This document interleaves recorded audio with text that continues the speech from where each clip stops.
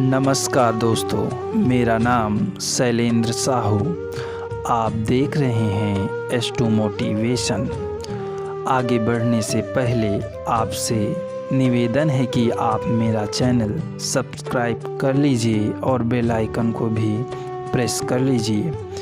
मैं आज आपको भगत सिंह के जीवनी का एक छोटा सा सार प्रस्तुत करने जा रहा हूँ। मैं भगत सिंह।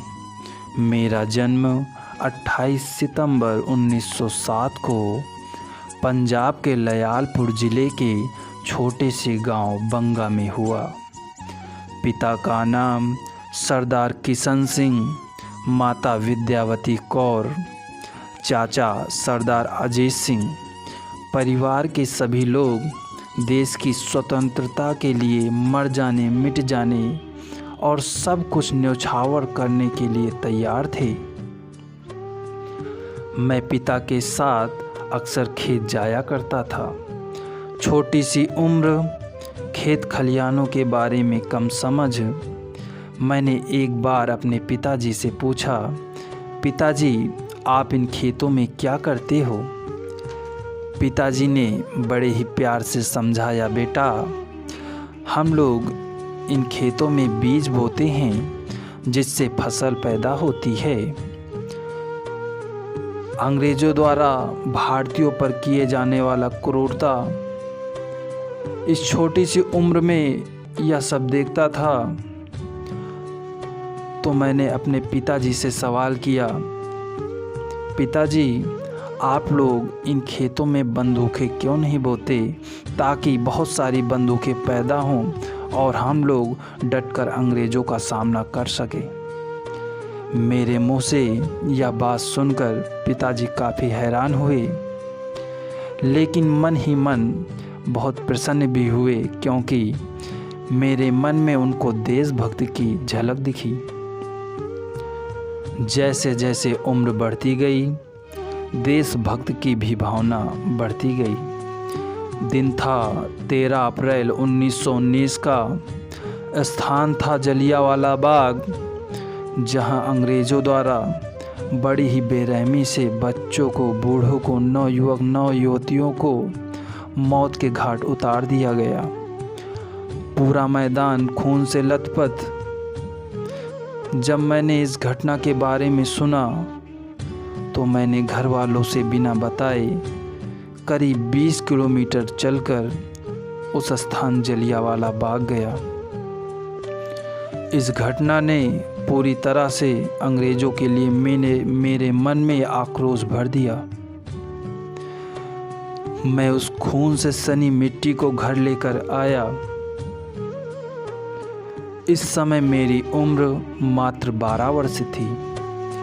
तारीख थी 1 अगस्त 1920, जब महात्मा गांधी द्वारा असहयोग आंदोलन चलाया गया, जिसमें अंग्रेज़ों को पूरी तरह से बहिष्कृत करने की बात कही गई। मैं बहुत खुश था।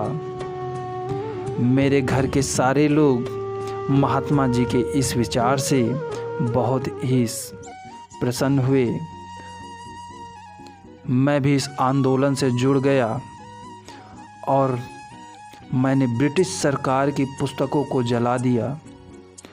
गांधी जी द्वारा चौरी चौरा घटना के बाद आंदोलन को वापस ले लिया गया, जिसके बाद मैं काफ़ी दुखी हुआ और मैंने अहिंसात्मक मार्ग को छोड़ते हुए हिंसात्मक मार्ग को अपनाया।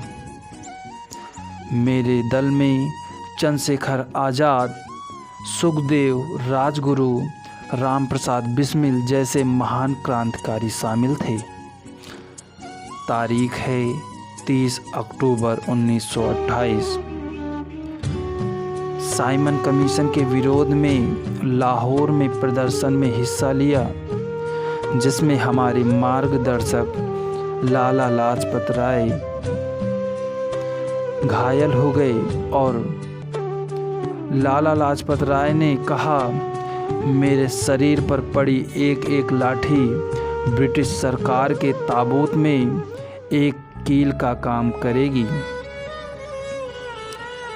कुछ दिनों पश्चात लाला लाजपत राय जी की मृत्यु हो जाती है। मैं उनकी मृत्यु से बहुत आहत हुआ और मैंने अंग्रेज़ों से बदला लेने के लिए ठाना। मैं और राजगुरु ने मिलकर जॉन सैंडर को गोली से मारकर उसे मौत के घाट उतार दिया। अंग्रेजी सत्ता को जगाने के लिए हमने और बटुकेश्वर दत्त ने असेंबली में बम फेंका और इंकलाब के नारे लगाए और स्वयं को गिरफ्तार करवाया ताकि इस देश की जनता में देश प्रेम और राष्ट्रभक्ति की भावना जागृत हो। जेल में कैदियों अमानवीय व्यवहार किया जाता था। खराब भोजन, गंदे कपड़े, इन सब को देखकर मैंने भूख हड़ताल करने की ठानी, जिसमें अन्य क्रांतिकारियों ने मेरा पूरा सहयोग किया। मेरी भूख हड़ताल को तोड़ने के लिए अंग्रेज़ों द्वारा बहुत ही शारीरिक प्रताड़ना दी गई। घंटों बर्फ पर लिटाकर डंडों से पीटा जाना, ज़बरदस्ती गर्म दूध को मेरे मुंह में डालकर ज़बरदस्ती पीने पर मजबूर किया जाता था, लेकिन मैं उनकी इस क्रूर निर्दयी शासन के प्रति अटल रहा।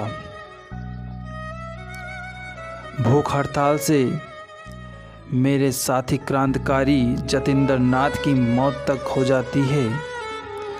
अंत में अंग्रेज़ों ने हमारे इस अटल प्रयास के सामने घुटने टेके। 116 दिनों के बाद मैंने और बटुकेश्वर दत्त ने भूख हड़ताल तोड़ी। 7 अक्टूबर 1930 को बम असेंबली कांड के कारण अंग्रेजी हुकूमत द्वारा मुझे सुखदेव राजगुरु को फांसी दी गई। 24 मार्च 1931 को प्रातः हम लोगों की फांसी की सज़ा की तिथि घोषित की गई, लेकिन देश की जनता में आक्रोश के कारण 23 मार्च को ही फांसी देने के लिए अंग्रेज अधिकारियों द्वारा फैसला किया गया। जब अंग्रेज अधिकारी मुझे फांसी पर चढ़ाने के लिए लेने आए तो मैं किताब पढ़ रहा था। मैंने अंग्रेज अधिकारी से सुखदेव और राजगुरु से मिलने के लिए कहा।